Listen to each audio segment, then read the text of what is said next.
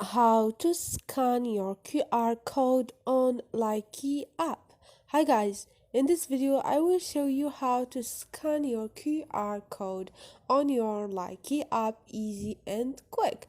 So this option basically like help you to find your friend's account automatically, or if your friends scan your code they're gonna find your account automatically, easy and quick. So first thing, go to your Likee.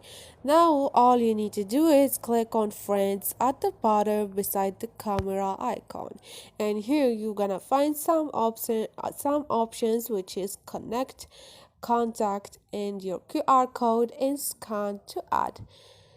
You can click on scan to add to scan your friend's QR code, or you can click on your QR code and you have the scan button at the bottom to scan your friend's QR code, easy and quick. Don't forget to subscribe and like if this video was helpful.